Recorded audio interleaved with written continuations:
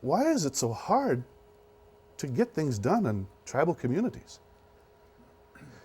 I thought to myself, there's got to be a code, right?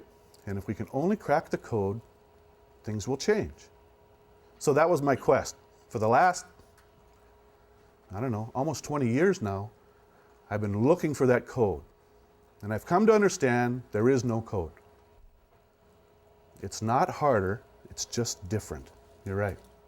It's just different. And part of the problem is we don't appreciate the difference. We don't understand how that works. So I'm going to try and do that for you today. So, what is a community? You know, there's all kinds of academic definitions of what a community is.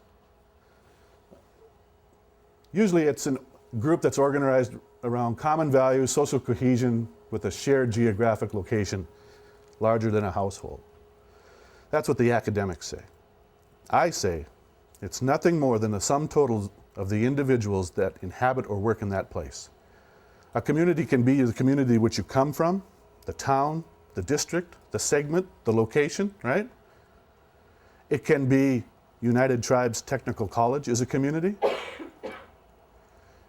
It can be the place in which you work. That is a community. Community has a number of different functions and a number of different levels. So in the context of community, it is humans. Where a bunch of humans come together, they create community. Churches create community, right? Social groups create community. Anybody on Facebook? Yeah, it's a community. It's a cyber community. And there are many sub-communities within there. So that's what a community is. What's Native empowerment? And a lot of folks get this thing mixed up with development. We started talking about development, but really it's more than that. It is, how do you become empowered? How do you create your own future?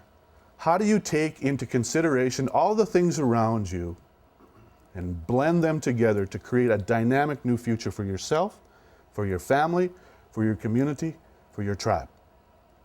That's what we're talking about. It's not economic development. It's not community development, right? It's not just getting along. It is creating empowerment. Values and practices at the grassroots level that deepens the leadership, the cohesion, and the capacity of the place. And those three elements, leadership, cohesion, and capacity, are the central elements to empowerment. And they are the central elements of empowerment within your community as well as within yourself. You can self-empower yourself. You ever hear people talk about just envision it and it'll come true? Right? That's part of this process. That's what's at the core of this. So how did we come up with this thing? We have been working with 21 Native communities on 9 different reservations in North Dakota, South Dakota, and Minnesota. We've been doing that for the last 6 years.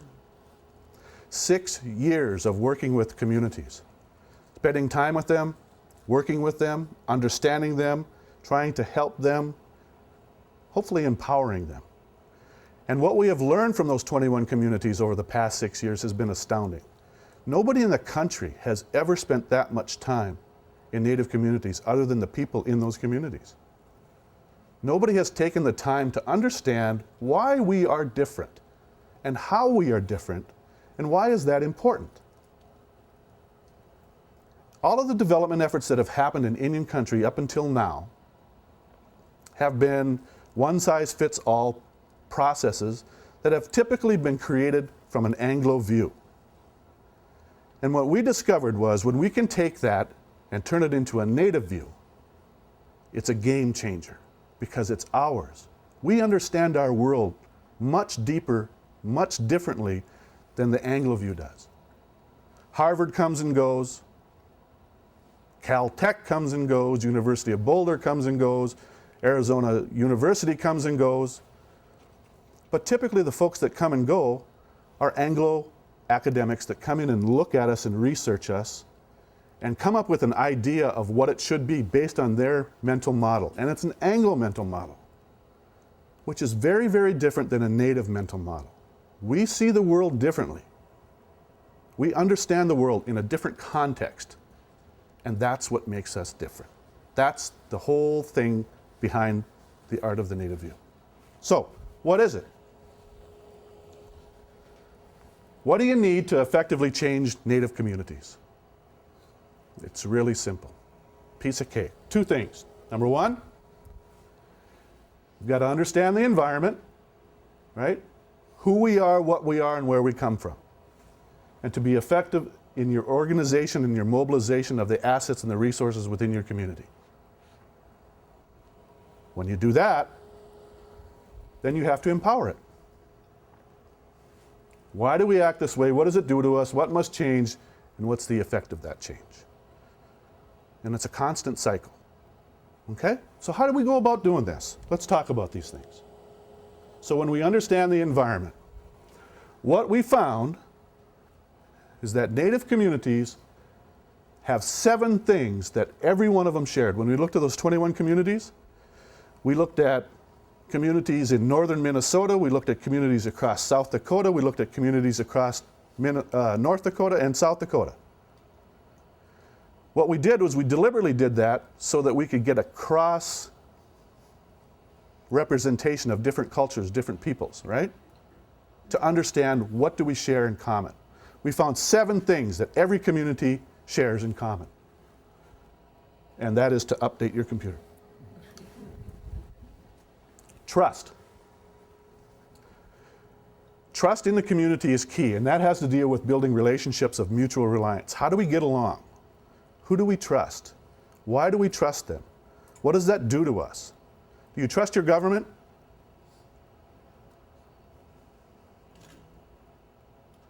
Kinda. Depends, right? Yeah, that's trust. That happens in your community too. When you think about your local district governments, your local segment governments, right? Do we really trust them?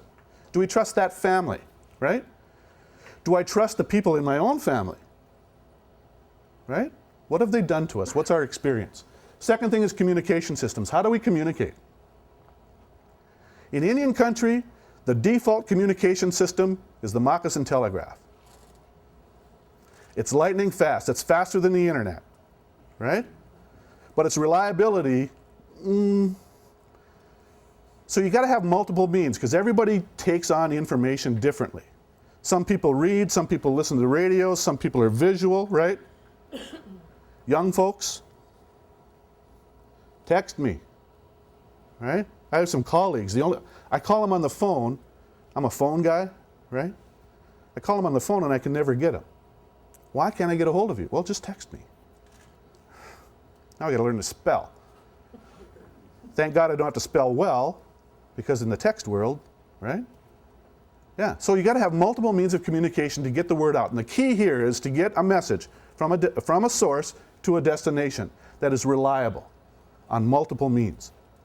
That doesn't mean just put out flyers. It doesn't mean go out and visit people. That doesn't mean put something in the paper. That doesn't mean put something on the radio. It means all of those things. How do we get information out? That's one of the reasons why we don't trust. What's going on? What's really going on? Right? Leadership systems. Who are the leaders in your community? Who are the leaders in your community? Probably the governor of that place and officials, tribal officials. Yeah. Things like that. Yeah. That's typically what we think. Elected leaders. People who are appointed, right? That's only a piece of it. That's a fraction of the leadership within your community. Moms are leaders. Students are leaders. Just plain folks are leaders. Grandpas are leaders. Your veterans are leaders. Supposed to be, right? Leadership comes from all areas within your community. And when we talk about a leadership system, we're talking about a process that identifies, selects, develops, engages, directs, and evaluates leadership. Leadership is a two-way street. A lot of times what we do is we elect folks to these offices, right? And then we just let them go. And we hope they do the best. And then when they don't do what we want them to do, we go, hey, the heck is wrong with you people? And then we have an election, we throw the bums out, right? Leadership's a two-way street. When we elect them, we have an obligation, a duty to provide them information. Let them know how we feel. Let them know how they are doing in our community, for our people. That's our way. Leadership in Native America is a lot different than Anglo leadership. And if we have time at the end, I will do a little spiel on some of the things that we do on Native leadership. There are literally thousands of leadership products and services out there in the world, guaranteed to make you a better leader. I spent 13 years in the military. I left the military at the rank of major, right? In the United States Army. I'm a card-carrying leader, right? But leadership in the military is a lot different than Native leadership. There are two striking differences between Native leadership and Anglo leadership. Native leadership, you are asked to be the leader. That's our history. All people share this, right? You are asked to be a leader. The second thing is that there's an end time. When you're done doing what it is we've asked you to do, you're done. The Anglo construct of leadership, we seek it out, right? We're running for election. And then we try to hang on to it for as long as possible. That is kind of the rub and why we have difficulty with our leadership processes in Native America today. That's what we have found. Next thing, governance. Not government, but governance. Governance is the rules that tell us what we can depend on. Government are the people who interpret those rules and enforce those rules. Two different things. So governance is kind of the wild card in communities. Do your rules help you, or do your rules hold you back? Government is how they're done. These need to be weak in your communities. This thing called lateral oppression, the Indian crab syndrome, right? As soon as somebody starts to pull themselves up, we pull them down. We rumor, we gossip, we tattle, we seek revenge. We hurt ourselves, we hurt each other. It exists in non-Native communities, but it's very under the table. In our world, it slaps you in the face every day, right? It's way out front. Lateral oppression. The effects of racism and inequality. Most Native communities are fairly rural, fairly isolated. So folks have to go off the reservation, out of the community, to get goods and services. And when that happens, we experience racism, right? I live here in Bismarck, North Dakota. I go into stores and I get followed, right? It happens. Racism exists. And when that happens to us, we internalize it and then we take it back home and we go off again. It happens again, we internalize it, we go back home, and that happens over and over again, and it begins to eat on us. It begins to make us feel less than. And it creates this community psyche then of we are less than. The same thing with inequality. Some Indians are more equal than others, right? Depending on whose family's in power. Deals with jobs, deals with housing, deals with the distribution of resources that coming from the tribe, right? Coming from the community. It happens. The final thing is hurt and balance. And really what we're talking about here is historical trauma. Every Native community has experienced some form of historical trauma. Boarding schools, relocation efforts, right? Termination efforts by the federal government. Our generation is kind of on the end of that. My generation, the generations after haven't felt that. But they have been taught what that has done to other people. So that unresolved hurt, that unresolved grief still exists.